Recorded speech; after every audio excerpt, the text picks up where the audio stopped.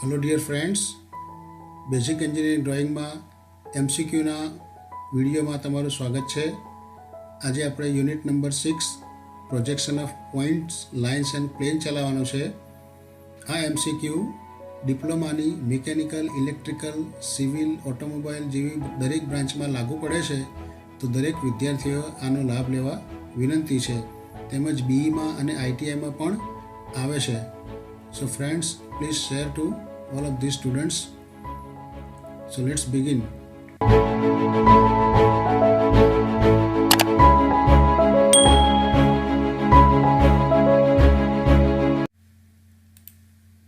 Question number 1. Which one of the following position is not possible in projection of a line? Projection of line માં કઈ position શક્ય નથી? Line perpendicular two both VP and HP. આમાં HP એટલે કે horizontal plane અને VP એટલે કે વર્ટિકલ પ્લેન, એવા બે પ્લેન એકબીજાને ક્રોસ ઇન્ટરસેક્ટ કરી અને 4 ક્વોડ્રન્ટ બનાવે છે. અને એમાં કોઈ પણ એક ચરણમાં બિંદુ હોય અથવા લાઇન હોય તો એ લાઇન વીપી અને એચપી બંનેને પરપેન્ડિક્યુલર હોય એવી શક્યતાઓ હોતી નથી.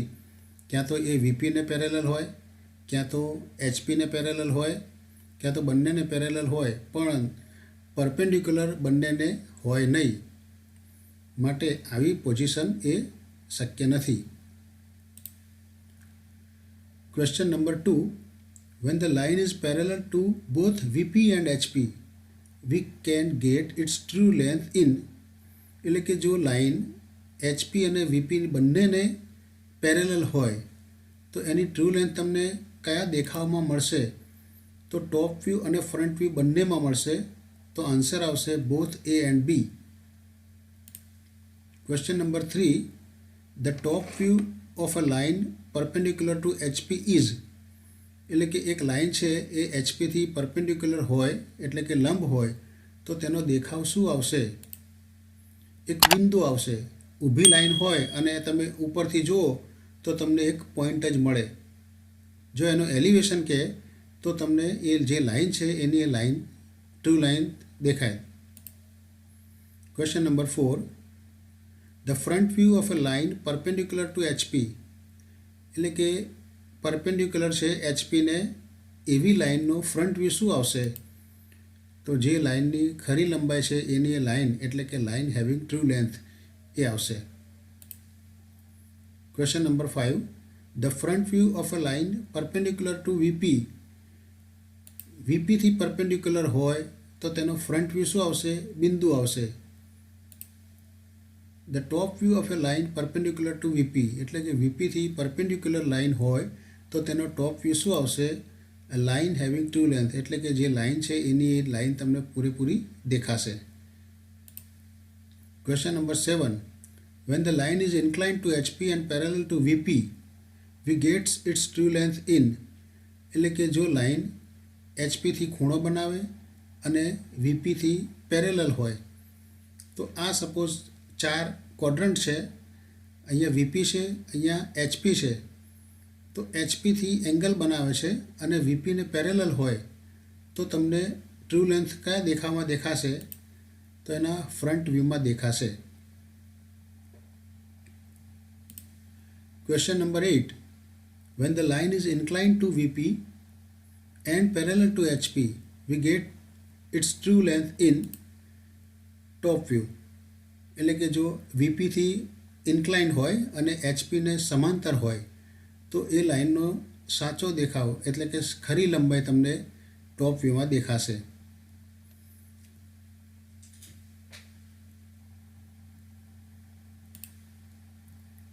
Question number 9. True inclination of line with HP is denoted by. એટલે કે એક લાઇન છે એ એચપી સાથે જે ખૂણો બનાવે તે ખૂણાને કયા સિમ્બોલથી દર્શાવવામાં આવે છે? તો અહીંયા તમારે એચપી સાથે ખૂણો હોય તો થીટા હોય, જો વીપી સાથે ખૂણો હોય તો એને ફાઈ કહેવાય. એનો પ્લાન અને પ્લાનને આપણે આલ્ફા અને એલિવેશનને આપણે બીટા કહીએ છીએ.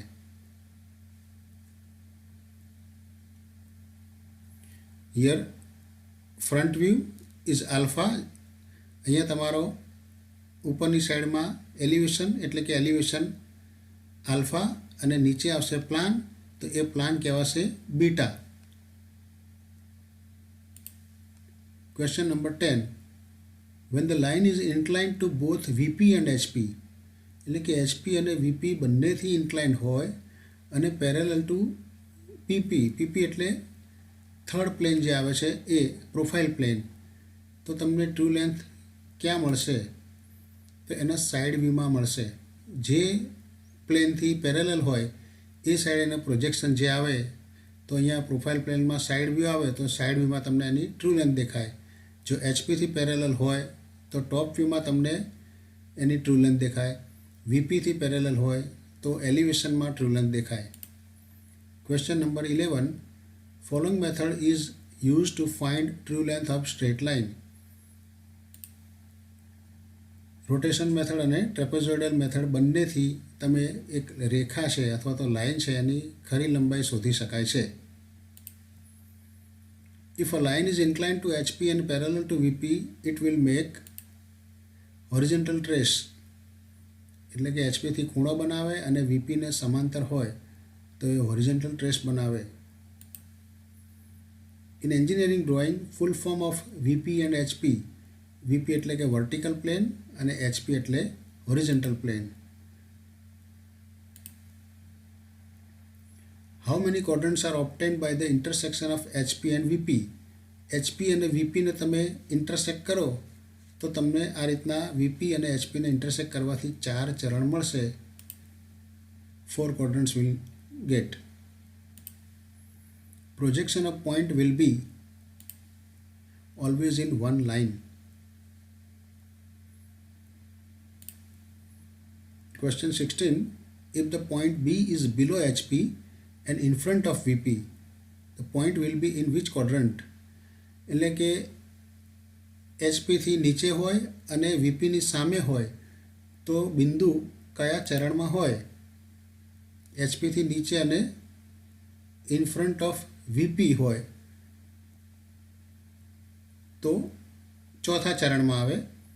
એટલે કે HPથી નીચે અને VPની આગળ છે. જો VPથી ઉપર હોય તો એ પ્રથમમાં આવી જાય. HPની ઉપર હોય તો પહેલાં અથવા બીજામાં આવે. HPની નીચે હોય તો ત્રીજા અથવા ચોથામાં આવે. VPની આગળ હોય તો પહેલાં અથવા ચોથામાં હોય અને VPની પાછળ હોય તો બીજા અથવા ત્રીજામાં હોય. તો આ પોઝિશન તમારે અગાઉ જે PPT હતી એ આ ચરણ છે આમાં ધ્યાન રાખી લેવાની કે આ HP છે, HPથી નીચે એટલે અહીંયા હોય અને ઉપર એટલે XYથી ઉપર ગણાય. આ VP છે તો આ સામેની સાઈડ કહેવાય, આ પાછળની સાઈડ કહેવાય.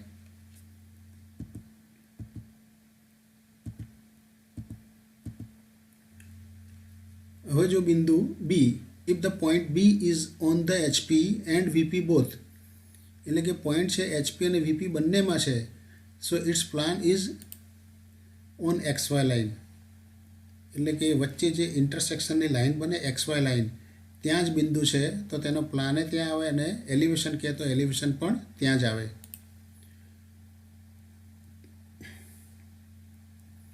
If point C is 5 mm above HP and in VP, its elevation will be, એટલે કે HPથી ઉપર હોય તો એલિવેશન XYથી ઉપર જ આવે. If point D is in HP and 10 mm in front of VP, its plan will be, એટલે VPથી જેટલું ડિસ્ટન્સ દૂર હોય એટલું જ પ્લાનનું ડિસ્ટન્સ XY લાઇનથી આવે. જો સામે હોય તો એ નીચે આવે અને પાછળ હોય તો એ ઉપર આવે. So here answer will be 10 mm below XY line.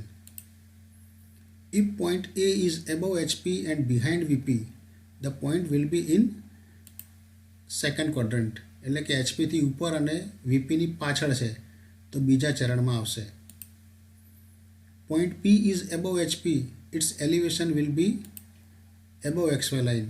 જો બિંદુ HPથી ઉપર હોય તો એનો એલિવેશન છે એ XYની ઉપર આવે.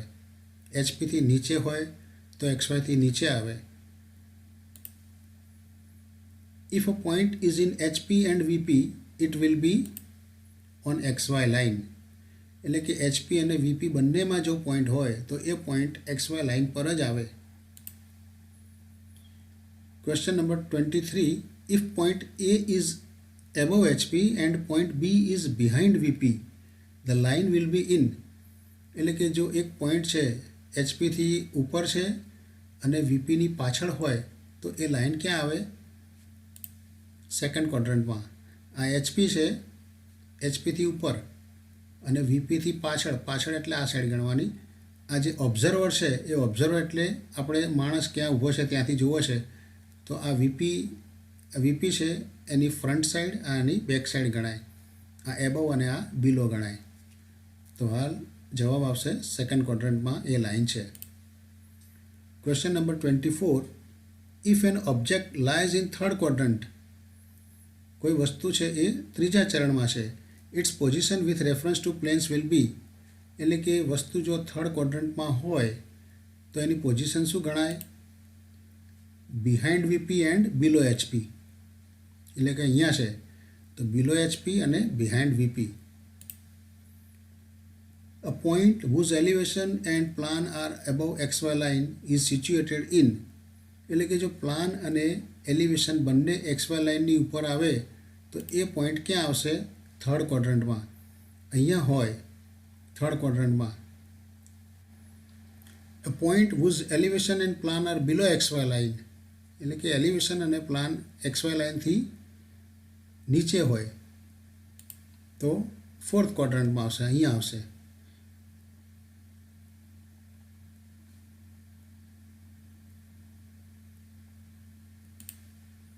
A point is 20 mm below HP and 30 mm behind VP.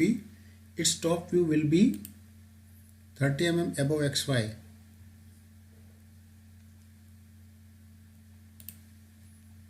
An angle of line with VP is denoted by. એટલે કે જો લાઇન છે એ વીપી સાથે જે ખૂણો બનાવે તેને આપણે કહેવાય phi. Question number 29. The plan length is always less than true length. એટલે કે ટ્રુ લેન્થ, આ જે ટ્રુ લેન્થ છે TL તેના કરતાં આ એલિવેશન અને આ પ્લાન છે એ હંમેશા એલિવેશન અને પ્લાન છે એ ટ્રુ લેન્થ કરતાં ઓછો જ હોય. The apparent inclination are always more than phi and theta.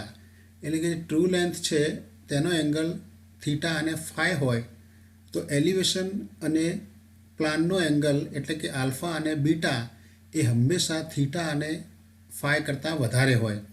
એટલે કે એપરન્ટ એંગલ છે એ થીટા અને ફાઈ કરતાં વધારે હોય છે. If the line PQ is parallel to HP and perpendicular to VP, its front view is a point. એટલે કે વીપીથી પરપેન્ડિક્યુલર છે તો તેનો ફ્રન્ટ વ્યૂ એટલે કે એલિવેશન છે એ એક બિંદુ આવશે.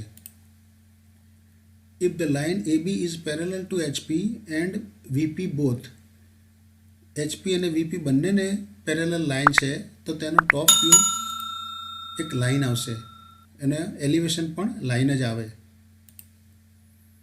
If the line is parallel to HP and VP both, its true length will be seen in.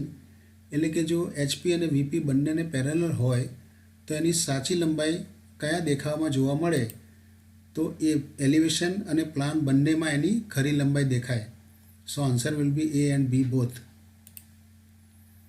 If the front view of line PQ is parallel to the XY line, its true length will be. એટલે જો line PQનો સામેનો દેખાવ XY ને સમાંતર હોય તો તેની ખરી લંબાઈ A અને B બંનેમાં જોઈ શકાય. If top view of line is a point, its front view is perpendicular to XY line and of true length. The following method is used to find the true length and true inclination of a line when its front view and top view are given. જ્યારે લાઇનનો સામેનો અને ઉપરનો દેખાવ આપેલો હોય ત્યારે નીચેની કઈ રીતનો ઉપયોગ કરી તેની ખરી લંબાઈ અને સાચા ખૂણા શોધવા માટે થાય છે. તો આ જે ટ્રેપેઝોઇડલ મેથડ છે, રોટેશન મેથડ છે અને ઓક્ઝિલરી પ્લેન મેથડ છે એ દરેક મેથડનો ઉપયોગ થાય છે. So answer is all of the above. If a circular plane is inclined at 32 HP and 62 VP, એક સર્કલ છે જે એચપીથી 30નો અને વીપીથી 60નો ખૂણો બનાવે છે, so its side view will be, તો એનો સાઇડ વ્યૂ કેવો થશે? Straight line.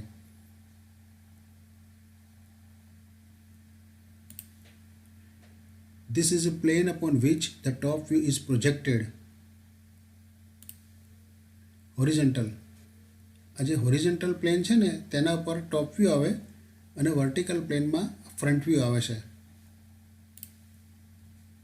Which of the following position is not possible for a plane? તો parallel to HP and VP બોથ. એક પ્લેન હોય, લાઇન પોસિબલ છે, but if it is a plane then it will not be parallel to HP and VP both. એટલે કે plane છે એ HP અને VP બંનેને સમાંતર શક્ય નથી. The front view of a rectangle when its plane is parallel to HP and perpendicular to VP is, એટલે કે જ્યારે લંબચોરસ પ્લેન HPને સમાંતર અને VPને કાટખૂણે હોય ત્યારે તેનો સામેનો દેખાવ એક લાઇન બને. Graphically, the plane can be represented as all of the above: a point and line, two intersecting line, three non-linear points. એટલે કે પ્લેન છે એને કઈ રીતે રજૂ કરી શકાય? તો આ ઉપરની દરેક 3 રીતને રજૂ કરી શકાય છે. Thanks for watching this video. If you like, then please share and subscribe.